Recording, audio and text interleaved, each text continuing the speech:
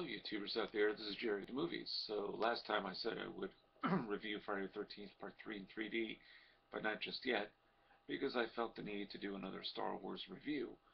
Um, a bad Star Wars movie. Oh my God, just imagine.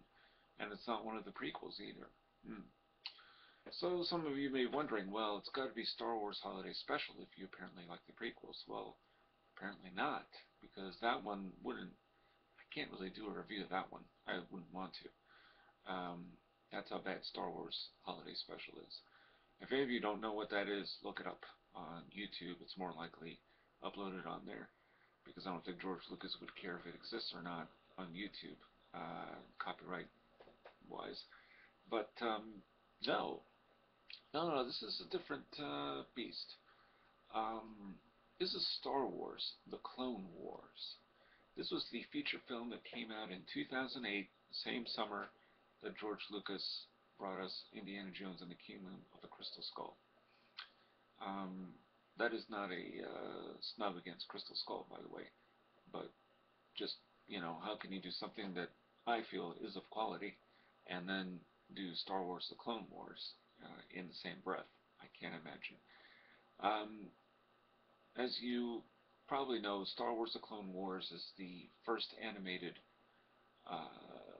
film in the Star Wars universe that was released theatrically to kind of done as a pretext to the Clone Wars show. Um, Wooden performances. Now that's something that's been criticized of George Lucas in the Star Wars pictures in general, but in particularly in the prequels, which I wouldn't completely disagree with. But imagine animated figures who seem to have been carved out of wood.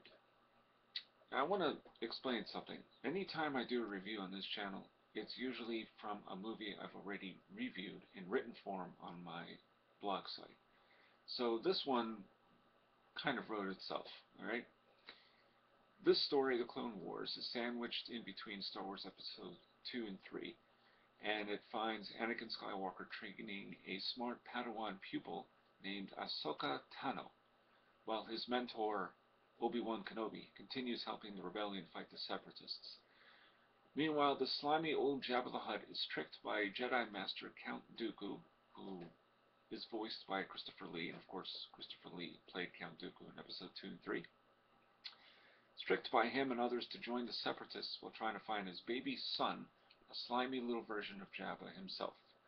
Anakin and Ahsoka are asked to help rescue Jabba's son, since Master Yoda hopes that forging an alliance with the giant slimy weasel will help protect Jabba's trade routes or some such thing. I think we can thank the prequels for dwelling on political mumbo-jumbo. Something you will not find in the original 3 Star Wars pictures. Episode 4, 5, and 6, by the way. So, unfortunately, since Jabba is tricked by the Dark Siths into believing that the Jedi kidnapped Jabba Jr., a war involving thousands of dumb droids and clone troopers escalates. Oh, are the droids ever so dumb? Yeah, but I did like one moment where a droid is thrown from a cliff and it screams, "Why?" This is the first Star Wars flick I've ever seen that is boring. B-O-R-I-N-G. Boring. There's no real exposition. The narrative is framed by one lightsaber battle and laser blast sequence after another. Simple platitudes are exchanged, and then it is off to war. Baby Jabba is missing and sliding away, followed by another battle. The action sequences are well done and well staged, but there's no thrust to them because the characters are zilch in terms of personality, or even the slimmest of shadings. Where is the slow simmering madness of Anakin? Here he's just an annoying 20-something who doesn't even know that Ahsoka might be flirting with him. Master Kenobi is the same old, but by animating him without any real expression, like all the other characters, one misses the live-action performance of Ewan McGregor. Only Ahsoka Tano has humor and some measure of a dimension beyond looking or appearing stoic. Now the rest of these characters look like blank automatons from Final Fantasy, The Spirits Within. which I do not recommend. And they are saddled with dialogue that seems to have been written on the back of a napkin and carved into a piece of wood. When Yoda appears to be a dim clone of his once sprightly self, it is clear that George Lucas is not even trying anymore. Huge disappointment. I had this DVD for a while. I had bought it for, I think, about $1.50. And, yeah, the action sequences were fine. But aside from that, no. So when people complain about the prequels, episode 1, 2, 3, not measuring up to episode 4, 5, and 6, alright, I'll grant them maybe that much.